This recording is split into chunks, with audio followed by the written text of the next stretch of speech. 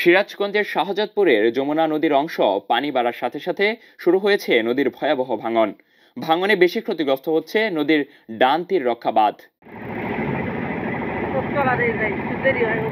পাওবো সূত্রে জানা যায়, সকালে সিরাজগঞ্জ শহর হার্ড পয়েন্টে যমুনা নদীর পানি সমতল রেকর্ড করা হয়েছে 11.77 মিটার।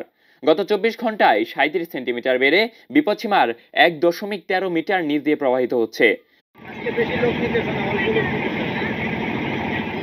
গেল এক সপ্তাহে শাহজাদপুর উপজেলার গালা ইউনিয়ন, কৈজুরি ইউনিয়ন, খুকনি ইউনিয়ন ও জালালপুর ইউনিয়ন সহ বাঁধের প্রায় 500 মিটার এলাকা নদীগর্ভে বিলীন হয়ে গেছে।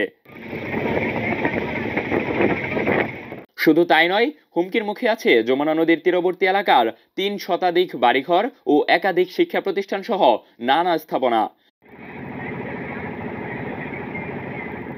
এ বিষয়ে সিরাজগঞ্জ পানি উন্নয়ন বোর্ডের নির্বাহী কর্মকর্তা মোহাম্মদ মাহবুবুর রহমান বলেন, সিরাজগঞ্জ 6 আসনের সংসদ সদস্য এমপি চয়ন ইসলামের নির্বাচনী প্রতিশ্রুতি অনুযায়ী শাহজাদপুর উপজেলার যমুনা নদীর ডান তীর রক্ষা বাঁধের জন্য 6.5 কিলোমিটার এলাকা জুড়ে 650 কোটি টাকা ব্যয়ে বাঁধ নির্মাণ কাজ হাতে নেওয়া হয়েছে।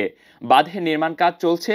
বাঁধের নির্মাণ কাজের জন্য আরও 1 বছর মেয়াদ বাড়ানো হয়েছে।